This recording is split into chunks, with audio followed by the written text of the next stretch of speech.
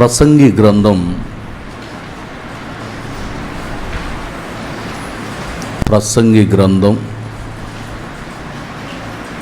10వ అధ్యాయం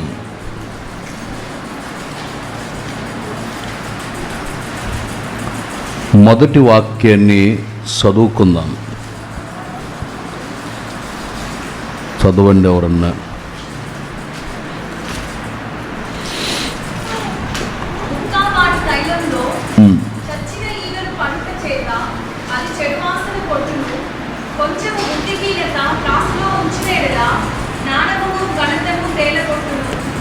చదవబడిన ఈ వాక్య భాగాన్ని గమనించినప్పుడు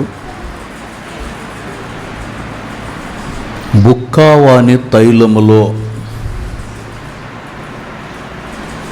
చచ్చిన ఈగలు పడుట చేత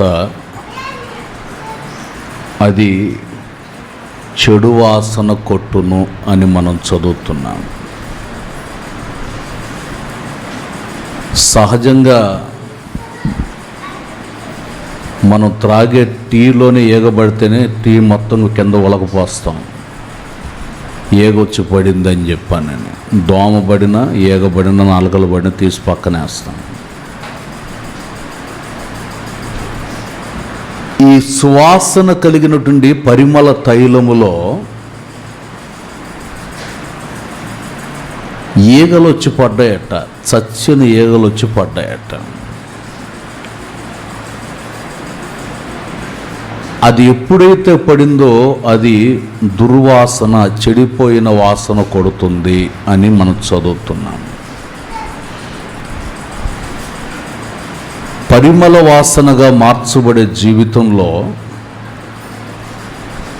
పరిమళిస్తున్న వ్యక్తిగత జీవితాలలో ఏదైనా చచ్చిన అనుభవం, చచ్చిన ఈగలలాగా, చచ్చిన దోమల్లాగా చెడు అనుభవాలు వచ్చి పడినప్పుడు ఆ వ్యక్తి యొక్క ఆత్మీయత అంతా కూడా దిగజారే పరిస్థితి కనబడుతుంది. ఉదాహరణకి బైబిల్లో ఒక సందర్భం, 12 మంది వాగ్దత్త దేశానికి వెళ్ళారు, వేగు చూడటానికి వెళ్ళారు. వెళ్ళిన వాళ్ళు అక్కడ ఉన్నటువంటి సందర్భాలు, సంభవాలు, పరిస్థితులు అన్నీ చూచి ఒక 10 మంది హడావుడావుడుగా వచ్చి ఈ లక్షల కాల్బాలంగా ప్రయాణం చేసి వచ్చిన ప్రజలతో చెప్పిన మాట ఏంటంటే, ఇన్ని సంవత్సరాలు మనం ప్రయాణం చేసి వచ్చాము వాగ్దత్త దేశమని, ఇక్కడ ఆ ప్రాంత పరిస్థితులను చూస్తే వాళ్ళ ముందు మనం మిడతల్లాగా ఉన్నాము, ఉన్నత దేహుల్లాగా ఉన్నారు. వాళ్ళు కాళ్ళ కిందేసి నలగొడితే దెబ్బకు నలిగిపోతాం మనం అని ఆ ప్రాంతాన్ని గూర్చున్నటువంటి మంచి చెప్పకుండా చెడుని విత్తారు ఈ 10 మంది వచ్చి. అప్పటి వరకు ఉత్సాహంగా, ఉజ్జీవంగా ఉన్నటువంటి వాళ్ళు ఈ 10 మంది వార్త వినిన తరువాత నీరసలి సతికిలు పడి కూర్చున్నారు. ఇంకా కొంత సమయానికి ఆ ఇద్దరు, కాలేబు యెహోషువ వాళ్ళిద్దరూ వచ్చి చక్కగా వాళ్ళు అక్కడ నుండి ద్రాక్ష గెలని ఒకదాన్ని మోసుకొని వచ్చారు. ద్రాక్ష గెల, పెద్ద పెద్ద ద్రాక్ష, ఒకళ్ళు మొయ్యలేనంత ద్రాక్ష గెల. ఇద్దరు కలిసి కర్రను పెట్టుకుని ద్రాక్ష గెలను మోసుకొని వచ్చారు. అక్కడ ఉన్నటువంటి సంపదను గురించి బోధించటం ప్రారంభించారు. అక్కడ శ్రేష్టమైన ఫలాలు ఉన్నాయి, ఇదిగో మీరు చూస్తున్నారే ఈ ద్రాక్ష గెల, ఇంత సంపద కలిగిన చోటు అని వాళ్ళు క్రియల రూపకంలో ఉన్నవి ఉన్నట్టుగా చెప్తూ ఉంటే ఎవడో నమ్మట్లా. కారణం ఏంటంటే ఈ 10 మంది తీసుకొచ్చిన సమాచారం ఉజ్జీవంగా ఉన్న వాళ్ళ జీవితంలో చేదైన వేరులాగా వచ్చి పడిపోయింది.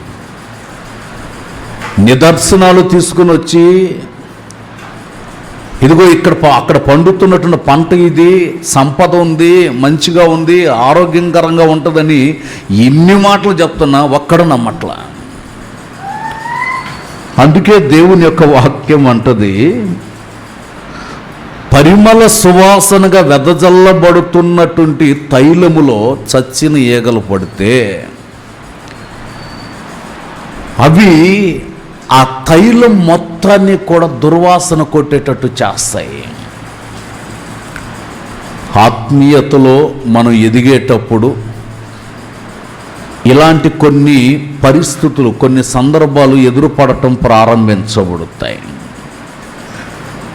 ఇక్కడ మనం చదివిన వాక్య భాగంలో కొంచెము బుద్ధిహీనత, చదువమ్మా, కొంచెము బుద్ధిహీనత త్రాసులో ఉంచిన ఎడల జ్ఞానాన్ని ఘనతని తేలగొడుతుందట. కొంచెము బుద్ధిహీనత. ఒక వ్యక్తిగత జీవితంలో బుద్ధిహీనత ఉంటే ఆ బుద్ధిహీనతను బట్టి తన జీవితంలో పొందదలిచిన ఆశీర్వాదాలన్నీ పోగొట్టుకునే పరిస్థితి ఏర్పరచబడుతుంది. ఆ మధ్యకాలంలో ఒక ప్రాంతంలోకి వెళుతున్నప్పుడు ఆ ప్రాంతంలో ఒక గోడ మీద ఒక పేరు రాయబడింది. ఏమిటి ఆ పేరని స్పష్టంగా దాన్ని చదివితే కనిపించి కనబడినట్టుగా ఉంది. అది దాన్ని చదివితే పెద్ద అక్షరాలతో రాశారు, నో గాడ్ అని రాశారు, దేవుడు లేడు అని రాశారు. దేవుడు లేడు, దేవుడున్నాడు దేవుడున్నాడు అని అంటున్నారు. దేవుడు ఎక్కడున్నాడు? దేవుడు లేనే లేడు అని. కానీ పరిశుద్ధ గ్రంథమైనటువంటి బైబిల్ చెప్పేటటువంటి మాట ఏంటంటే, బుద్ధిహీనతలో ఉన్నవాడు దేవుడు లేడు అని అంటాడు. ఎవరు బుద్ధిహీనతలో ఉంటారో, ఎవరు చచ్చిన స్థితిలో ఉంటారో, ఎవరు ఆధ్యాత్మికం పరిమళించకుండా ఉంటుందో, దుర్వాసన కొట్టే స్థితిలో ఉంటుందో అతడు బుద్ధిహీనత కలిగినటువంటి వాడుగా మార్చబడతాడు. అందుకే దేవుని యొక్క వాక్యం అంటుంది, నీ యొక్క జీవితం చచ్చిన ఈగలు పడిన తైలంలాగా కాకుండా పరిమళ వాసనగా ఉండేటట్లుగా ఉండాలి. దేవునికి స్తోత్రం, హల్లెలూయా. 3 విషయాలు, 3 బుద్ధిహీనతల గురించి నేను ఇప్పుడు మీకు తెలియచేయాలనుకుంటున్నాను. మొదటి మాట, దేవుడు లేడు అని చెప్పే బుద్ధిహీనుడు. 14వ కీర్తన మొదటి చరణాన్ని చదువుతారు. దేవుడు లేడని బుద్ధిహీనులు తమ హృదయములో అనుకుంటారు. వారు చెడిపోయిన వారు అసహ్య కార్యములు చేయుదురు, మేలు చేసేవాడు ఉండడు. బుద్ధిహీనతలో ఉన్నటువంటి వ్యక్తి హృదయంతర భాగం అంతా చెడిన స్థితిలో ఉంటుందట. అసహ్య కార్యాలు చేస్తారు అని రాయబడి ఉంది. అంటే ఆత్మీయతలో దిగజారిపోతే, దేవుని కృపకు దూరమైపోతే, దేవుని వాత్సల్యతకు దూరమైపోతే ఆ హృదయములో చెడిన అనుభవాలు, చెడిన మనస్తత్వం, ఈ చెడిపోయినటువంటి మనస్తత్వాన్ని తొలగించుకుంటే అసహ్య కార్యాలు, దేవునికి విరోధమైన కార్యాలు, నిషిద్ధమైన కార్యాలు, వీటినన్నిటిని మనం తీసివేసుకుంటే బుద్ధిహీనతలో నుండి విడుదల పొందే వ్యక్తులుగా మార్చబడతాం. దేవునికి స్తోత్రం, హల్లెలూయా. దినవృత్తాంతాల 2వ గ్రంథం 29వ అధ్యాయంలో దినవృత్తాంతాల 2వ గ్రంథం 29వ అధ్యాయం 16వ వాక్యాన్ని చదువుతారు. పవిత్రపరచుటకై పోయి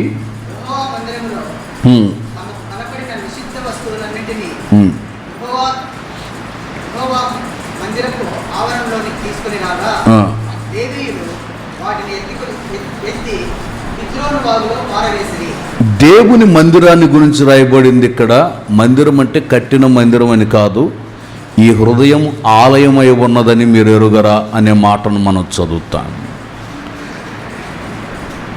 ఈ హృదయములో ఉన్నటువంటి చెడు తొలగిపోయేటట్లు దేవుని ఆలయములో ఉన్నటువంటి నిషిద్ధమైనటువంటి వస్తువులు, వాళ్ళకు కనిపించిన వస్తువులన్నీ తీసుకొని బయటకు వచ్చారట. ప్రతి నిషిద్ధమైనటువంటి వస్తువును తీసుకొని బయటకు వచ్చారు. మీరు గలతీ పత్రికలో చదివితే 5వ అధ్యాయం 19వ వాక్యాన్ని చదువుతారు. గలతీ పత్రిక 5:19.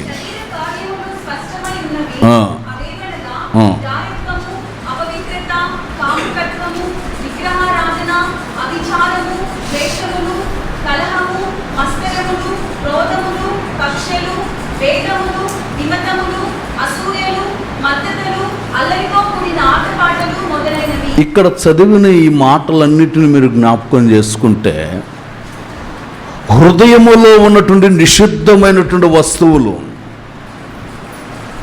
హృదయములో ఉన్నటువంటి దోషకరమైనటువంటి క్రియలు, ఇవన్నీ తీసుకొని బయటకు వస్తే యాజకుడట వాటిని తీసుకొని ఎత్తి ఎక్కడ పడేస్తారట? కిద్రోను వాగులో. అంటే వాగులో నీటి ఒరవడి ఉంటుంది, ప్రవాహం వెళ్తూ ఉంటుంది. దోషము మనకి మన దేవునికి అడ్డుగా ఉండకుండా దాన్ని తీసుకుని వెళ్ళి దాంట్లో పడేస్తే అవన్నీ నీటి ఒరవడిలో కొట్టుకు వెళ్ళిపోతుంది. అంటే ఒక వ్యక్తి యొక్క వ్యక్తిగత జీవితం, మనస్తత్వం ఎలా ఉండాలి అని అంటున్నాడంటే, చెడిన మనస్తత్వంగా కాకుండా, బుద్ధిహీనతలో ఉండకుండా, నూతన పరచబడి నూతన జీవాన్ని పొంది నూతన క్షేమాన్ని పొందగలిగేటట్లు హృదయములో ఉన్నటువంటి సకల విధములైన అసహ్యమైన క్రియలన్నిటినీ తొలగించుకోవాలి. దేవునికి స్తోత్రం, హల్లెలూయా. ప్రతి అపవిత్రమైనటువంటి క్రియను తొలగించుకోవాలి, ప్రతి దోషణ సంబంధమైన క్రియను తొలగించుకోవాలి. యోహాను సువార్త 15వ అధ్యాయం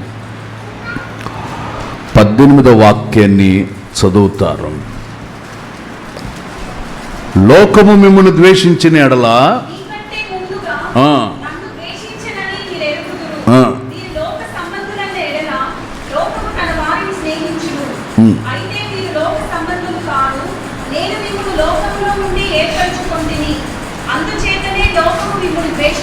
దేవునికి స్తోత్రం, హల్లెలూయా.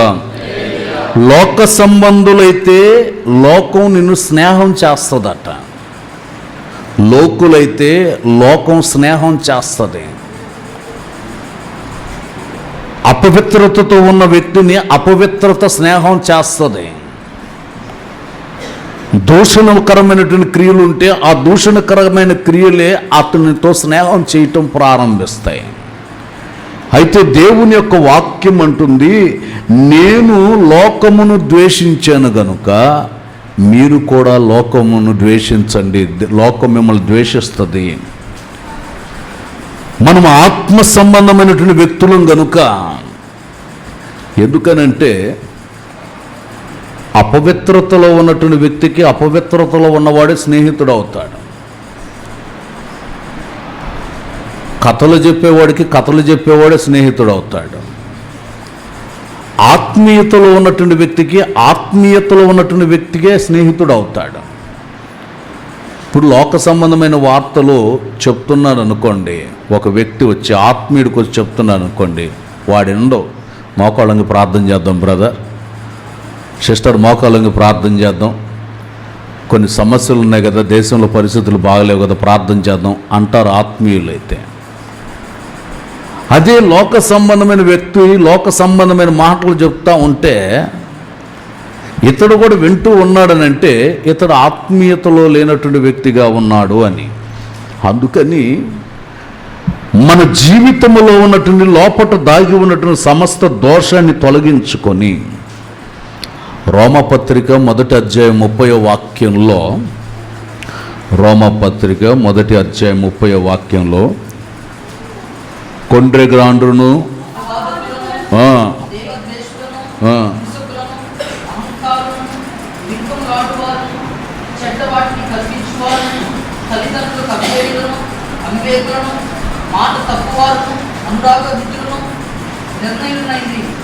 చూడండి, కొంతమంది ఇక్కడ చదివిన వాక్య భాగంలో కొండేలు చెప్పేవాళ్ళు,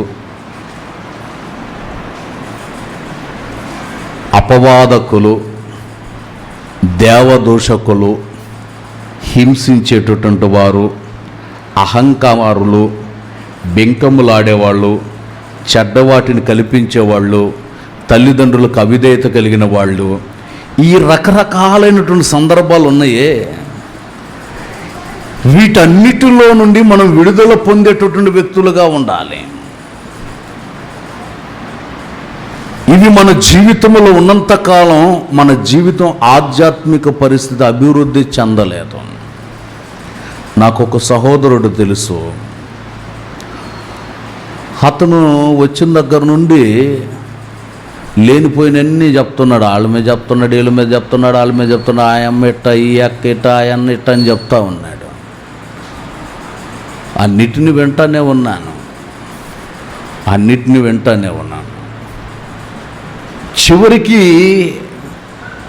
అతని జీవితాన్ని తీసుకొచ్చి ముందు పెట్టుకొని చూస్తే ఇతనికి తెలిసినల్లా ఏంటనంటే వాళ్ళ మీద వీళ్ళ మీద చెప్పి ఇతను అందరిని పక్కన పెట్టి ఇతడు పక్కనే ఉండటానికి, అంటే దైవ సేవకుడి దగ్గర మంచి సాక్ష్యాన్ని పొందుకోవాలి, నేను చెప్పేవాడుగా ఉండాలి అని అట్లా అన్నీ చెప్తున్నాడు. నేనేమో వింటానే ఉన్నాను. ఎందుకంటే ఇట్లాంటి వాళ్ళు చాలామంది ఉంటారు, చెప్పేవాళ్ళు ఉంటారు. కానీ వాళ్ళ ఆధ్యాత్మిక స్థితి అంతగా ఎదుగుదలలు పొందినట్టు నేను చూడలేదు ఎప్పుడు కూడా. అదే ఏ పరిస్థితిని కూడా పట్టించుకోకుండా నాకెందుకులే, నేను సంఘానికి వస్తున్నాను, వాక్యాన్ని వింటున్నాను, బలపడుతున్నాను, వెళ్తున్నాను, ఇంతకంటే నాకు కావాల్సింది ఏంటని ఏ పరిస్థితిని కూడా పట్టించుకోకుండా తన ఆత్మీయతను, తన కుటుంబాన్ని, తన పరిస్థితిని గమనించుకొని చక్కగా నడిపించబడుతున్న వ్యక్తి ఆత్మీయతను చూస్తే అతడు ఎదుగుతానే ఉన్నాడు, ఇతను మాత్రం అక్కడే ఉన్నాడు. అప్పుడు నాకు అనిపించింది ఏంటంటే వీళ్ళు బొక్కావాణి తైలంలో ఏ ఈగలు పడ్డాయి, సచ్చిన ఈగలు వచ్చి పడ్డాయి. అందుకని అది వాసన కొడుతుంది. నోరు తెరిస్తే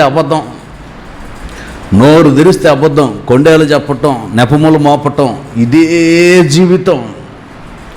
దేవుని యొక్క వాక్యం అంటుంది, నీ వ్యక్తిగత జీవితంలో ఆ తైలం పరిమళ సువాసనగా వెదజల్లబడగలిగేటట్లు నీలో ఉన్న కొంచెము బుద్ధిహీనత దాన్ని తీసి పడవేసుకుంటే, దాన్ని తొలగించుకుంటే ఆధ్యాత్మిక కోణం చక్కగా అభివృద్ధి చెందటం ప్రారంభించబడుతుంది. దేవునికి స్తోత్రం, హల్లెలూయా. రెండో విషయం ఏంటంటే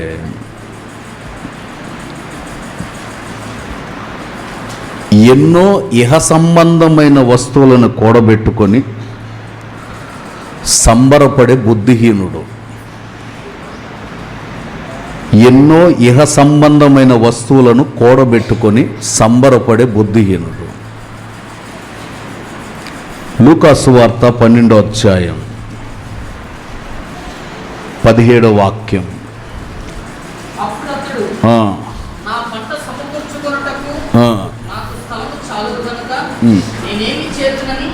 తనలో తాను ఆలోచించుకొని నేను ఇలాగ చేతును, నా కొట్లు విప్పి వాటికంటే గొప్ప వాటిని కట్టించి అందులో నా ధాన్యం అంతటిని, నా ఆస్తిని సమకూర్చుకొని నా ప్రాణమా అనేక సంవత్సరములకు విస్తారమైన ఆస్తి నీకు సమకూర్చబడి ఉన్నది. ఇక్కడ ఈ చదువుతున్న ఈ వాక్య సన్నివేశం మనకు బాగా తెలిసిన సన్నివేశం. ఇతడు ఉన్న వాటిని కాకుండా ఇంకా అధికమైన కొట్లను కట్టించుకొని సమస్త వస్తువులన్నిటిని సమకూర్చుకొని అనాలోచనగా బుద్ధిహీనత కలిగినటువంటి వాడుగా అంటాడు, నా ప్రాణమా తినుము తాగుము సుఖించుము తలగబోసుకోనము ఆనందంగా జీవించము సందడి చేసుకోమని ఇక ప్రాణాన్ని గురించి ఒక రకంగా మాట్లాడుకోవటం ప్రారంభిస్తున్నాడు. దేవుని యొక్క మాటలు అంటున్నాయి, ఒరే వెర్రివాడా వెర్రివాడా, ఈ రాత్రి దేవుడు నిన్ను పిలిస్తే కూడబెట్టుకున్నటువంటి సొమ్ము ఏమైపోతుంది, విస్తరణ చేసిన కొట్లు ఏమైపోతాయి, సమకూర్చుకున్న ధాన్యం ఏమైపోతుంది. ఆ చివరిలో మీరు చదివితే దాంట్లో అయితే దేవుడు వెర్రివాడా, ఈ రాత్రి నీ ప్రాణం అడుగుచున్నారు. చూడండి, దేవుడు అంటున్నాడు, వెర్రివాడా నీ ప్రాణంతో నువ్వు తిను తాగు సుఖించు ఆనందంగా ఉండు సంబరపడు అని అంటున్నావే, ఈ రాత్రి నీ ప్రాణాన్ని నేను అడుగుతున్నాను, నీవు సిద్ధమేనా అంటున్నాడు. బుద్ధిహీనతను బట్టి కొన్ని సందర్భాలలో అతిశయానికి వెళ్ళిపోయి సంబరపడి సందడి చేసుకునే పరిస్థితులు కనబడుతున్నాయి. మన ప్రాణము మన అంతరంగము ప్రభునామస్మరణ చేయాలి. అదే మనం 103వ కీర్తనలో అంటూ ఉంటాం, నా ప్రాణమా యెహోవాను సన్నుతించుము, నా అంతరంగములోనున్న సమస్తమా. అంతరంగమైన ప్రాణమైన దేవుని నామస్మరణ చేయాలే కానీ బుద్ధిహీనతకు చోటిచ్చి దేవుని వాక్యాన్ని దూరపరుచుకొని దైవ ప్రసన్నతను దూరపరుచుకొని బుద్ధిహీనతకు చోటు ఇవ్వటం ప్రారంభిస్తే అక్కడ చీకటి క్రియలన్నీ ప్రారంభించబడతాయి. ప్రాణమైన అంతరంగమైన ఇవి రెండు అదిగో దేవుని నామాన్ని స్తుతించాలి. దేవునికి స్తోత్రం, హల్లెలూయా. ఏది ఎక్కువ కాదు. ఎందుకనంటే కొన్నిసార్లు ఉప్పొంగుతుంటాం. ఉప్పొంగేటటువంటి వ్యక్తిని గురించి మనం గమనిస్తే ఉప్పొంగిపోతూ ఉంటాడు. పూరి పొంగినట్టు పొంగుతుంటాడు. పూరి పొంగినట్టు పొంగుతుంటాడు. పొంగిన పూరిని పైన చేయి పెడితే అట్లాగే సప్పగా కూర్చుంటుంది కదా. ఎంత ఉప్పొంగే వ్యక్తికైనా కాలుకి చిన్న ముళ్ళు గుచ్చుకుందనుకో, ఉప్పొంగే వ్యక్తి ఏమైపోతాడు? ఆ చిన్న ముళ్ళేగా అనుకుంటాడా? అంత చిన్న ముళ్ళు మనిషి జీవితాన్ని విలవిలలాడించి అల్లాడించి కింద పడేస్తుంది. మనం ఉప్పొంగటానికైనా అతిశయపడటానికైనా ఇంకా ఏదైనా సందడి చేసుకోవటానికైనా దేహమును గురించి చెప్పబడుతున్న మాట మనం నిన్నటి వాళ్ళమే, రేపటి వారం కాదు, నిన్నటి వారమే. ఎప్పటికప్పుడు మన ఆధ్యాత్మికమైనటువంటి స్థితిని సిద్ధపాటు చేసుకొని ఎక్కడ కూడా బుద్ధిహీనతకు చోటు ఇవ్వకుండా ఇప్పుడు ప్రభువు వచ్చినా మన ప్రభు దగ్గరికి వెళ్ళగలిగేటట్లు ఒక గొప్ప పరిపూర్ణమైనటువంటి సిద్ధపాటు మనకు అవసరమై ఉన్నది. అందుకని ఆ గొప్ప సిద్ధపాటును పొందటానికి మనం దేవుని సన్నిధిలో మనలను మనం నూతన పరుచుకోవాలి. దేవునికి స్తోత్రం, హల్లెలూయా, హల్లెలూయా. మొన్నెవరో ఒక సహోదరి చెప్తోంది, మా అమ్మకి మా నాన్నకి మా ఇంట్లో వాళ్ళతో నాకు ఎవరికి సమాధానం లేదు పాస్టర్ గారు. మరి సమాధానం లేకుండా బల్లారాధన ఎట్ట చూసుకుంటున్నావు అని అడిగాను నేను. సమాధానం లేదు కరెక్టే, లేకుండా నువ్వు బల్లారాధన ఎలా తీసుకుంటున్నావు? శనివారం శుద్ధీకరణ కూటం రోజు ప్రార్థన చేసుకుంటుందట, ప్రభువా ఈ అసమాధాన క్రియని తీసి పక్కన పెడుతున్నాను నాయన, బల్లారాధన తీసుకునేంతవరకు సమాధానంగా నీతో ఉంటాను తండ్రి. బల్లారాధన తీసుకున్న తర్వాత మరలా ఈ అసమాధానం క్రియ తీసుకొచ్చి లోపల పెట్టుకుంటుందట.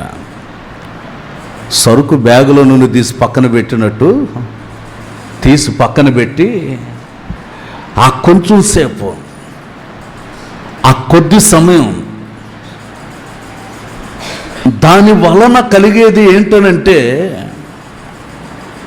దేవునిని అనేక పర్యాయాలు మోసం చేసే పరిస్థితులు కనబడుతుంటాయి. అందుకని దేవుని యొక్క వాక్యం అంటుంది,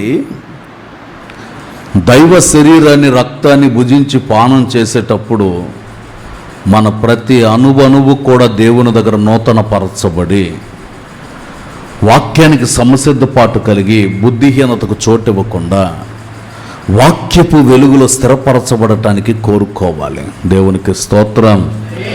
హల్లెలూయా. మొన్న ఎక్కడో బల్లారాధన ఇస్తున్నా నేను.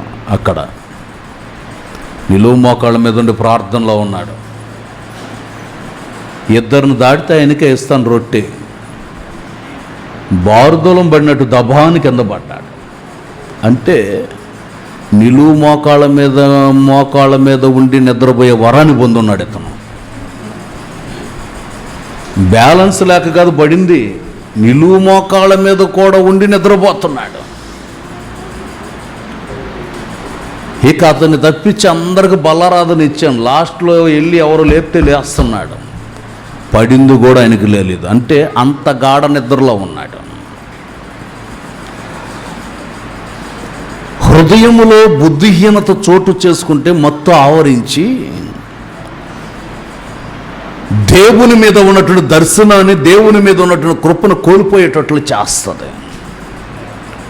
అందుకని రక్తమాంసాలు తీసుకునేటప్పుడు మెలకువ కలిగి ప్రార్థనాపూర్వకంగా భయముతో వణుకుతో దాన్ని తీసుకున్నప్పుడు అది మనకు ఆశీర్వాదకరంగా ఉంటుంది. దేవునికి స్తోత్రం. హల్లెలూయా. అందుకని మన జీవితంలో ఎక్కడ బుద్ధిహీనతకు చోటివ్వకుండా మన జీవితం పరిమళ సువాసనగా వెదజల్లబడగలిగేటట్లు ఆ పరిమళ వాసనగా మన జీవితాలు తీర్చిదిద్దబడేటట్లు పరిశుద్ధాత్మనికి మనల్ని మనం అప్పగించుకోవాలి. దేవునికి స్తోత్రం. హల్లెలూయా. మూడు స్థిరమైన పునాది లేని బుద్ధిహీనుడు. స్థిరమైన పునాది లేని బుద్ధిహీనుడు. మత్తయి సువార్త 7వ అధ్యాయం 26. మరియు ఈ నా మాటలు విని వాటి చొప్పున చేయని ప్రతివాడు ఇసుక మీద తన ఇల్లు కట్టుకున్న బుద్ధిహీనుని పోలిండు.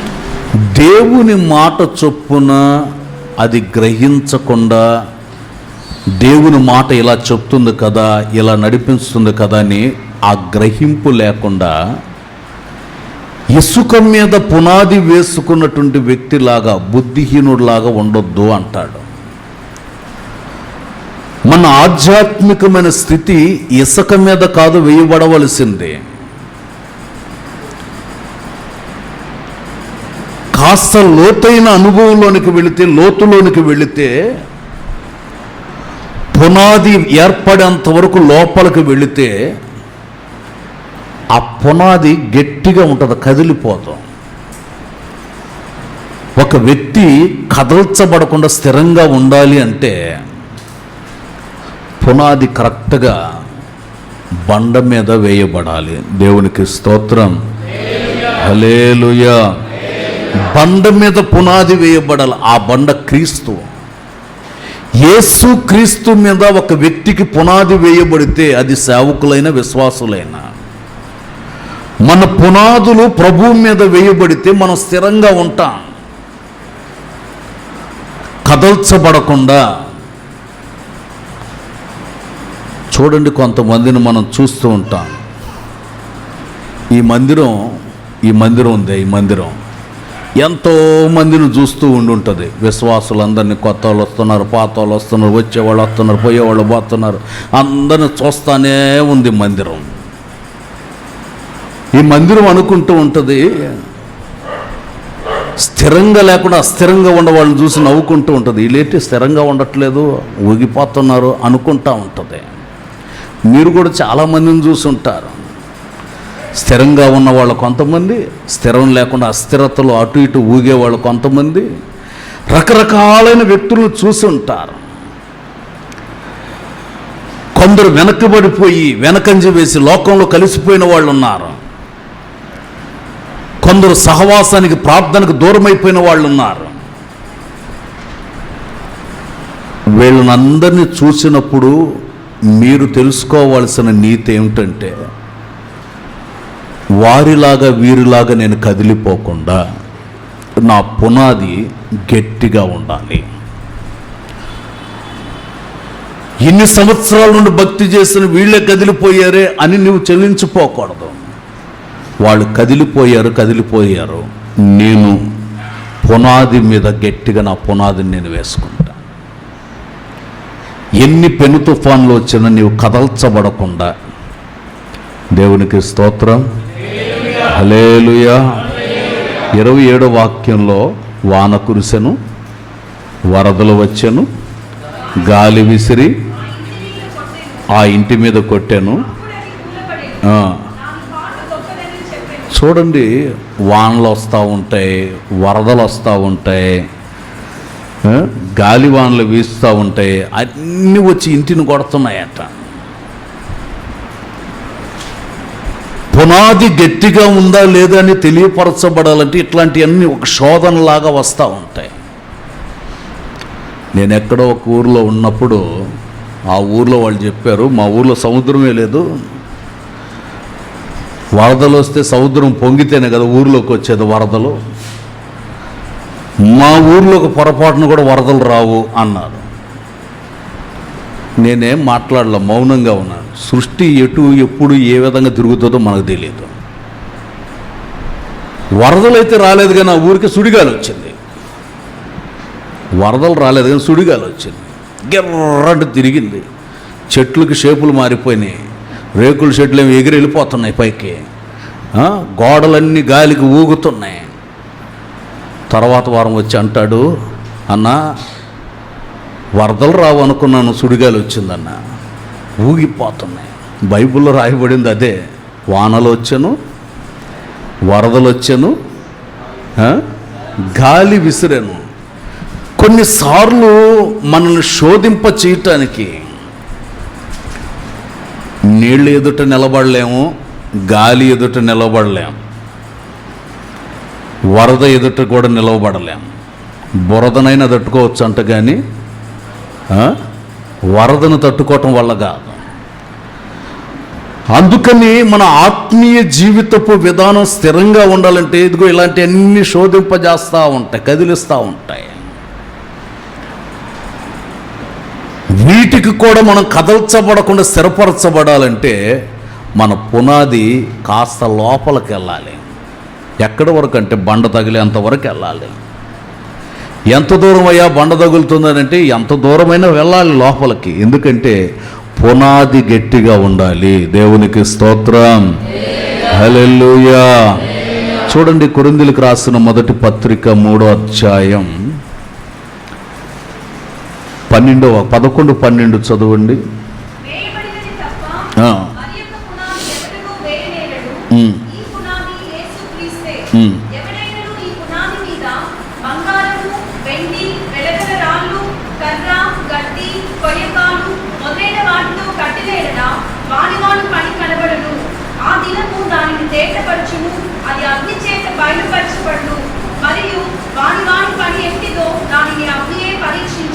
చూడండి, ఇక్కడ రకరకాలైనటువంటి కట్టడల గురించి ఇక్కడ రాయబడి ఉంది.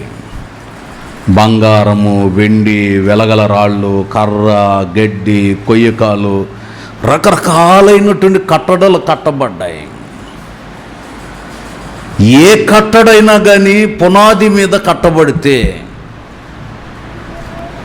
ఈ పునాది మీద కట్టబడినటువంటి కట్టడని అగ్ని వచ్చి పరిశీలన చేస్తుందట. ఇది స్థిరమైన పునాదే కాదని అగ్ని పరిశోధన చేస్తుంది. ఆత్మీయులుగా మన జీవితపు విధానాల్లో మనం ఏ రకమైన కట్టడగా ఉన్నామో, బంగారు కట్టడగా ఉన్నామో, వెండి కట్టడగా ఉన్నామో, వెలగల రాళ్ళ కట్టడగా ఉన్నామో, కర్ర, గడ్డి, కొయ్యకాలు, రకరకాల కట్టడలుగా ఉంటే ఈ కట్టడలన్నిటినీ అగ్ని వచ్చి పరిశోధన చేయటం ప్రారంభిస్తుందట. అంటే అగ్ని శోధనలు లేక అగ్ని శ్రమలు. ఈ అగ్ని మన దగ్గరకు వచ్చినప్పుడు ఎంత స్థిరంగా ఉన్నామో మనకు తెలియపరచబడుతుంది. ఆత్మీయ కోణంలో ఆలోచిస్తే పరిశుద్ధాత్ముడు మన దేహములోనికి వచ్చినప్పుడు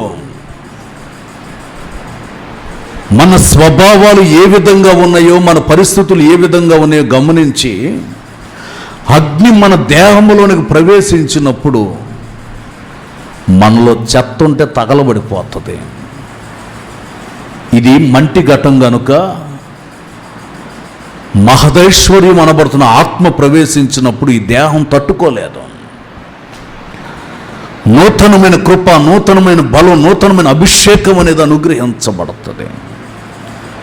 అందుకని మన పునాది గట్టిగా వేయబడేటట్లు అగ్ని శోధన వచ్చినప్పుడు ఆ శోధనలో నువ్వు నిలబడితే నీ పునాది ఎంత గట్టిగా ఉందో, నీవు స్థిరంగా ఉన్నావా, లేక ఇక మనకు కుదరదులే, ఈ మార్గం కుదరదులే, చేసిన రోజులు చేసిన సార్లే అని దైవ కార్యక్రమాన్ని పక్కన పెట్టి వెళ్ళిపోయే పరిస్థితి కలిగిందా?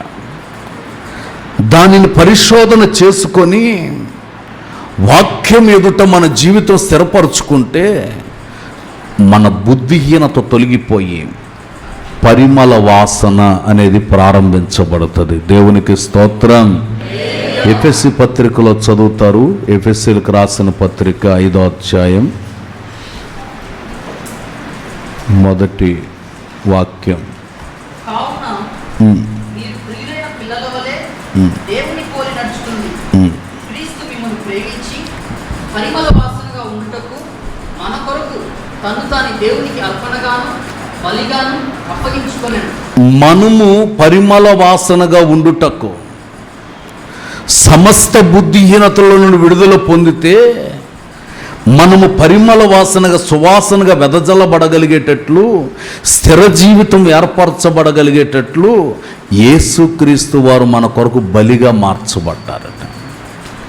ఆ బలియాగంలోనే మనలో ఉన్న దోషాలన్నీ తొలగిపోయి మనం సువాసనకరమైనటువంటి వ్యక్తులుగా, ఈ పరిమళ వాసన, సువాసన సాక్ష్యం విస్తరించబడాలి అంటే దేవుని ఆత్మ ప్రవాహం, దైవ కృప మనలో ఉంటే ఆ ఆత్మ ప్రవాహం మన జీవితానికి అద్భుత సంతోషాన్ని కలుగు చేస్తుంది.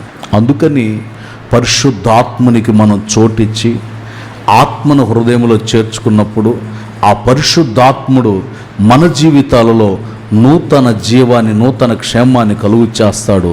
అలాంటి ధన్యత ప్రభు అనుగ్రహించును గాక. ప్రార్థన చేసుకున్నాను.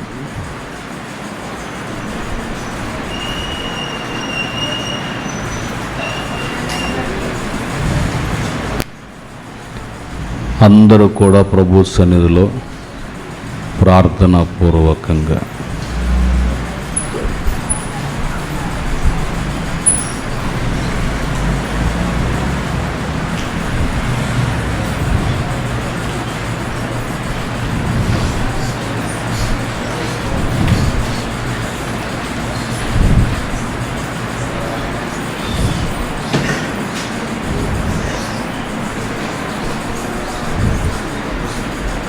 ప్రార్థనాపూర్వకంగా ప్రతి ఒక్కరూ 3 విషయాలు మనం వింటూ వచ్చాం. 3 రకములైన బుద్ధిహీనతలు. బుక్కావాని తైలములో చచ్చిన ఈగలు పడితే అది కంపు కొడుతుంది.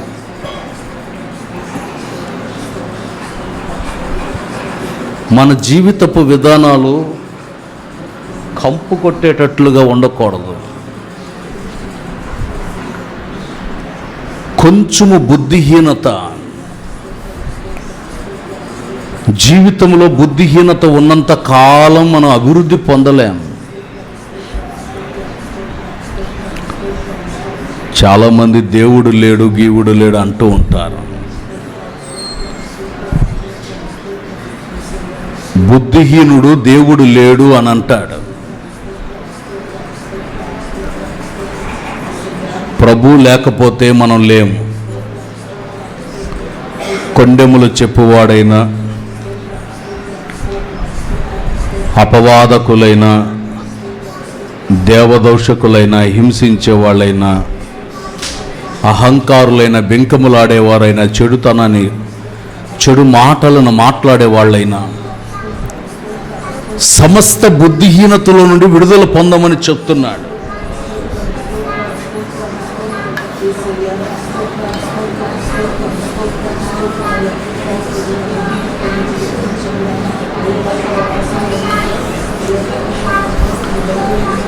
ఏ స్థితిలో మనం బలహీనులుగా ఉన్నామో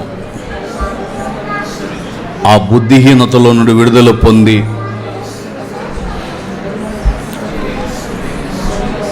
దేవుని కొరకు ఒక విలువైన సాక్షిగా బ్రతకాలి. రక్తమాంసాలలో పాలు పొందే ప్రతి ఒక్క వ్యక్తి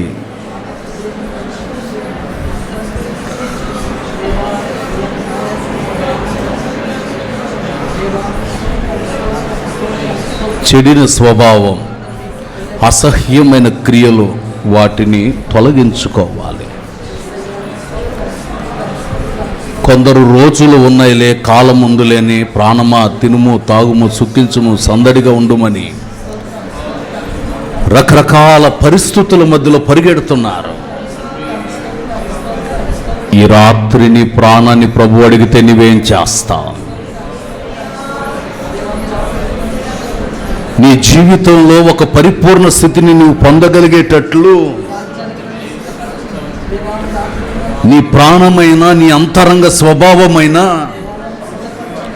దేవుని నామస్మరణ చేయగలిగేటట్లు, స్తుతించగలిగేటట్లు నీలో ఉన్న బుద్ధిహీనతను తొలగించుకోవాలి.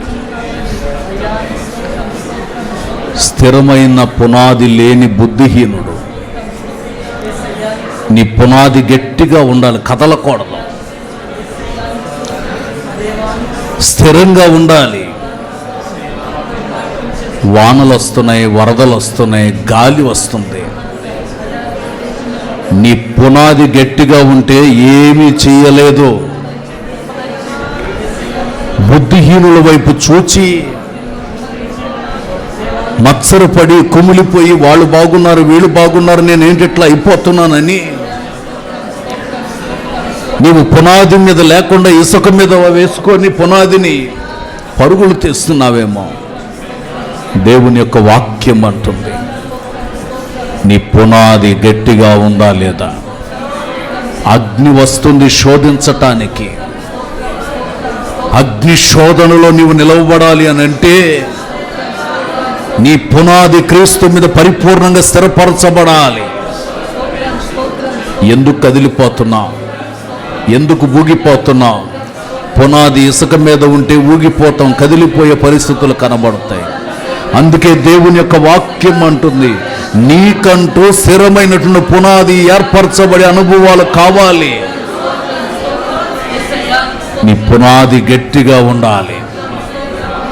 అగ్ని పరిశోధన చేసినప్పుడు, అగ్నిని తాకినప్పుడు నీవు కదల్చబడని స్థిరమైనటువంటి వ్యక్తిగా, పునాది కలిగినటువంటి వ్యక్తిగా, ఆత్మ పొందినటువంటి వ్యక్తిగా, బుద్ధిహీనతను నిషేధించే వ్యక్తిగా, పరిమళ సువాసనగా వెదజల్లబడగలిగే వ్యక్తిగా నీ జీవితం మార్చబడినప్పుడు పరిశుద్ధాత్మని యొక్క ప్రభావం నీ జీవితంలో అద్భుత కార్యాన్ని చేస్తుంది.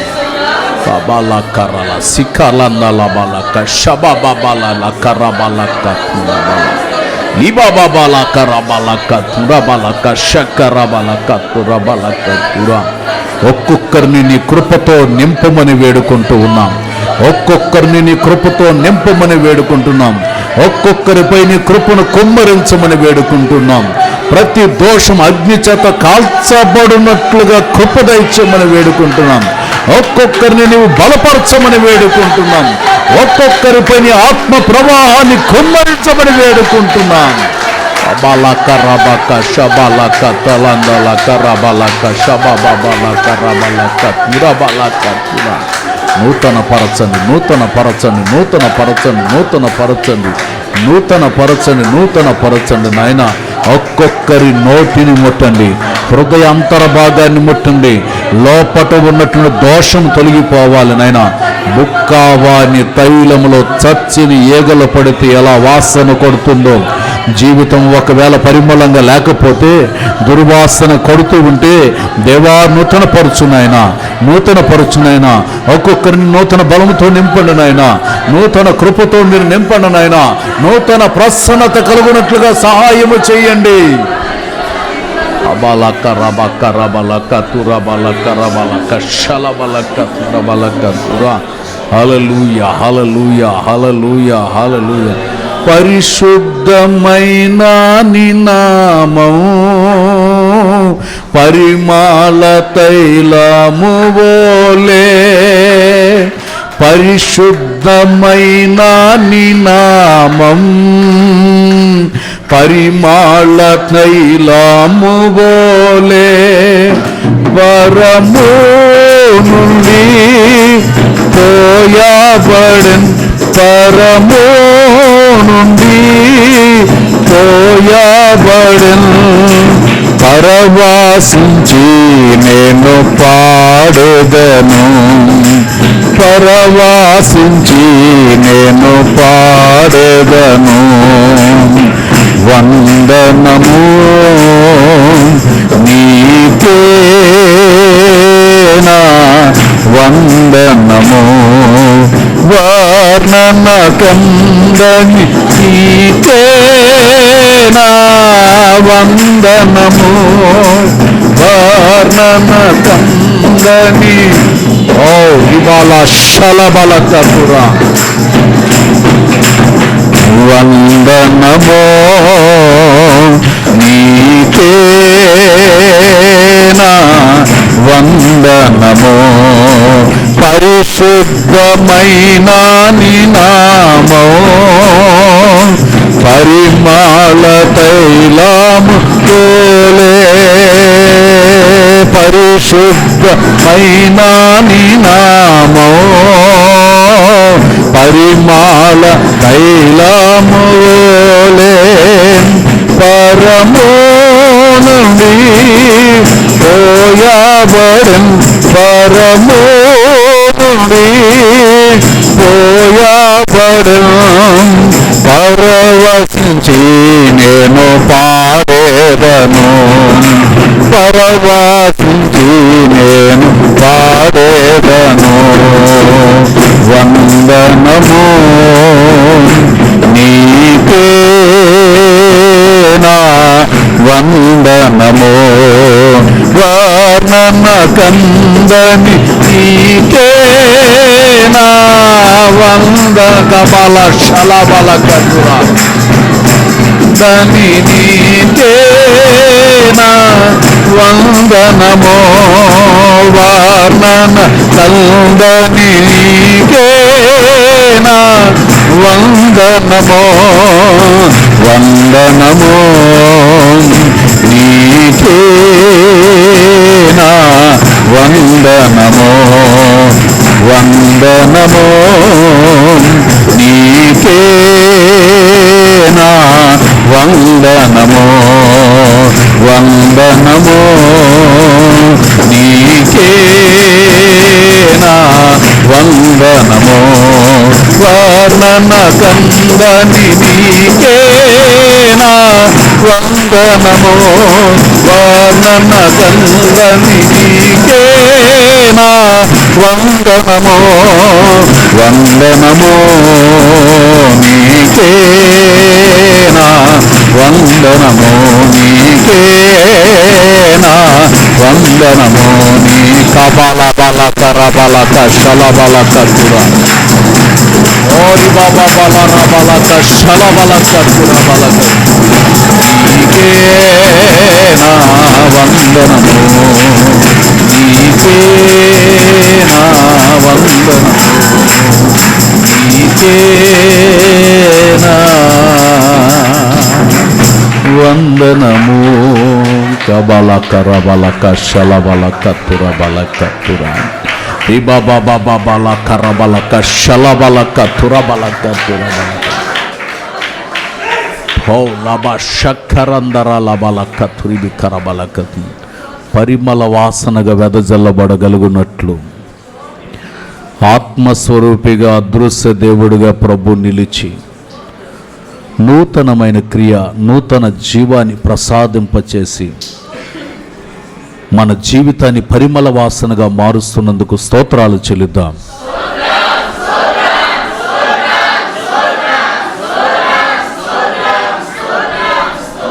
జీవితం దుర్వాసనగా కాకుండా పరిమళ వాసనగా, బుద్ధిహీనతగా కాకుండా బుద్ధిమంతులుగా తీర్చిదిద్దబడి ప్రభు కొరకు సాక్షులుగా ఉన్నట్టు భాగ్యాన్ని ఇచ్చినట్లు స్తోత్రాలు చెల్లిద్దాం.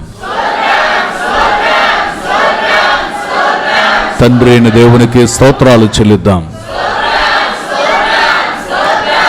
కుమారుడైన యేసయ్యకి స్తోత్రాలు చెల్లిద్దాం. పరిశుద్ధాత్మనికి స్తోత్రాలు చెల్లిద్దాం.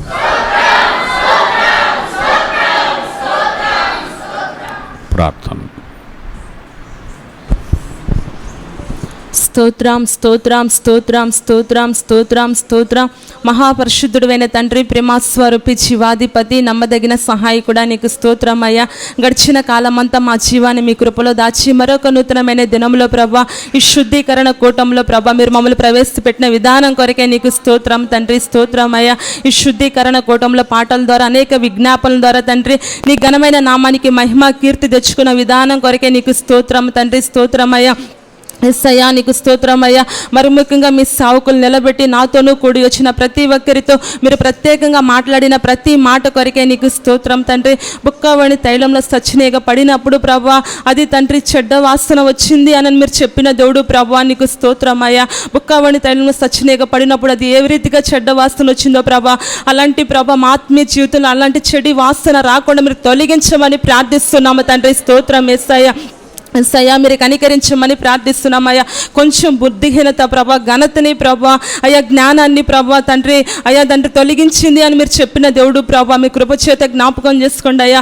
అలాంటి బుద్ధిహీనత మా హృదయంలో ఉంటే ప్రభా ఈ శుద్ధీకరణ కూటంలో ప్రభా మీరు మమ్మల్ని నూతనంగా శుద్ధీకరించమని మేము ప్రార్థిస్తున్నాము తండ్రి. స్తోత్రమయ్యా. అయ్యా బుద్ధిహీనులు దేవుడు లేరు అనుకుంటారని మీరు చెప్పిన దేవుడు తండ్రి. స్తోత్రమయ్యా. ఆ రీతిగా ఎవరైతే ఉన్నారో ప్రభా వాళ్ళ మనోనేత్రాలను మీరు వెలిగింప చేయమని ప్రార్థిస్తున్నామయ్యా. చీకటి బంధకాల్లో కొట్టుమిట్టులాడుతున్న వారిని ప్రభా వెలుగు మార్గంలోకి మీరు నడిపించి మీ సన్నిధిలో స్థిరపరచమని మేము ప్రార్థిస్తున్నాము తండ్రి. స్తోత్రమయ్యా. అయ్యా నీకు స్తోత్రమయ్యా. అయ్యా యుగ సంబంధమైన శరీరం తండ్రి, అయ్యా యుగ సంబంధమైన తండ్రి వాటి కొరకు ప్రభా ఏమి సంపాదించుకుందామా అని ప్రభా ఆశించుచున్న అలాంటి బుద్ధిహీనతను కూడా ప్రభా మీరు తొలగించమని మేము ప్రార్థిస్తున్నాము తండ్రి. స్తోత్రమయ్యా. అయ్యా శరీర సంబంధమైన ప్రభ ఏది సంపాదించుకోకుండా ప్రభ ఆత్మ సంబంధమైన వాటి కొరకు ప్రభ వెతికి అలాంటి కృపను మీరు మాకు దయచేయమని ప్రార్థిస్తున్నాము తండ్రి. స్తోత్రం యేసయ్యా. ఎస్సయ్యా మీరు కనికరించమని ప్రార్థిస్తున్నామయ్యా. అయ్యా మీ సన్నిధిలో ఫలించినట్లు మీరు కృప చూపండి అయ్యా. ఒక గొప్ప సాక్షి కలిగిన కుటుంబముగా, సాక్షి కలిగిన జీవితాన్ని ప్రభా మేము జీవించినట్లు మీరు కృప చూపమని మేము ప్రార్థిస్తున్నాము తండ్రి. స్తోత్రమయ్యా. అయ్యా స్థిరమైన పునాది లేని బుద్ధిహీనత అని మీరు చెప్పిన దేవుడు ప్రభా, అయ్యా మా ఆత్మీయ జీవితంలో ప్రభా స్థిరమైన పునాది లేకుండా ఉంటే ప్రభా మమ్మల్ని స్థిరపరచమని మేము ప్రార్థిస్తున్నాము తండ్రి. సయానికి స్తోత్రమయ్యా. స్థిరమైన పునాదిని ప్రభా ఏ విధంగా కట్టుకోవాలంటే చక్కటి సమయోచితమైన జ్ఞానముతో మీరు నింపమని ప్రార్థిస్తున్నాం యేసయ్యా. అయ్యా బుద్ధిహీనులైతే ప్రభా ఇసుక మీద కట్టుకుంటారయ్యా, బుద్ధిమంతులైతే ప్రభా బండ మీద కట్టుకుంటారని మీరు చెప్పిన దేవుడు ప్రభా. అయ్యా క్రీస్తు అనే బండ మీద ప్రభా అయ్యా మీరు స్థిరమైన పునాదులు కట్టుకొని ప్రభా అయ్యా మీరు ఫలించినట్లును మీరు కృప చూపమని మేము ప్రార్థిస్తున్నాము తండ్రి. స్థిరమైన పునాదులుగా మీరు మమ్మల్ని స్థిరపరచమని ప్రార్థిస్తున్నామయ్యా. స్థిరమైన పునాదులుగా మీరు మమ్మల్ని స్థిరపరచమని ప్రార్థిస్తున్నామయ్యా. ఘనమైన పాత్రలుగా మా కోకులను ప్రభా నీ కృపతో నింపి వాడుకోమని ప్రార్థిస్తున్నాము స్వామి. స్తోత్రం యేసయ్యా. ఎస్సయ్యా మీరు కనికరించండి ప్రభా. అయ్యా స్థిరమైన పునాదులుగా మీరు మమ్మల్ని మీ సన్నిధిలో స్థిరపరచండి అయ్యా. ఒక గొప్ప అభిషేకంతో కూడా మీరు మమ్మల్ని నింపమని మేము ప్రార్థిస్తున్నామయ్యా. ఈ శుద్ధీకరణ కూటంలో ఎవరైతే ప్రభా శుద్ధీకరణ లేకుండా ఉన్నారో ప్రభా ప్రతి ఒక్కరిని గొప్ప శుద్ధీకరణతో మీరు నింపమని ప్రార్థిస్తున్నాము తండ్రి. స్తోత్రం అయ్యా. ప్రతి హృదయంలో ఉండ ప్రభా ఆ చెడ్డ వాసన ప్రభా, ప్రతి నీకు విరోధమైన తలంపులు ఆలోచనలు మీరు కొట్టివేయమని ప్రార్థిస్తున్నాము ప్రార్థిస్తున్నాం యేసయ్యా, నీకు స్తోత్రమయ్యా. మా ఆత్మీయ జీవితంలో ప్రభువా సువాసన కలిగి జీవించినట్లను మీరు మాకు నేర్పించమని ప్రార్థిస్తున్నాం యేసయ్యా. సువాసన కలిగి మీ సన్నిధిలో పరిమళించినట్లును ప్రభువా అలాంటి చక్కటి దైవ జ్ఞానాన్ని, కృపను, అభిషేకంతో నింపమని ప్రార్థిస్తున్నాము తండ్రి. స్తోత్రం తండ్రి, స్తోత్రం అయ్యా. అలాగే రేపు జరుగుచున్న ప్రభువా సకల కోటి పరిశుద్ధుల ఆరాధన కూడా మీరు ఆశీర్వాదకరంగా, దీవెనకరంగా, ఉజ్జీవకరంగా, మహామహిమకరంగా జరిగించమని ప్రార్థిస్తున్నామయ్యా. ప్రభు బల్లారాధన కూడా మీరు ఆశీర్వాదకరంగా జరిగించండి అయ్యా. ప్రతి ఒక్కళ్ళు ప్రభు యోగ్యులుగా కాకుండా యోగ్యులుగా మీ బల్లలో చేయమైనట్లును ప్రభు మీరు కృప చూపమని ప్రార్థిస్తున్నాము తండ్రి. స్తోత్రం అయ్యా. ఇంతవరకు నిలబెట్టిన సావుకులను కూడా కృపించి వాడుకున్న విధానం కొరకే స్తోత్రం అయ్యా. ఇంకా నువ్వు దైవ జ్ఞానాన్ని, నూతనమైన ప్రకటనని ప్రభు మీరు దయచేసి నీ ఘనమైన నామానికి మహిమ తెచ్చుకోమని యేసు నామములో అడుగుచున్నాము తండ్రి. తండ్రి అయిన దేవుని ప్రేమ, యేసుక్రీస్తు వారి కృప, ఆత్మ సన్నిధి ఇప్పుడు ఎల్లప్పుడూ నిరంతరం కృపతోడై ఉండునుగాక. ఆమేన్. హల్లెలూయా, హల్లెలూయా, హల్లెలూయా. అందరికీ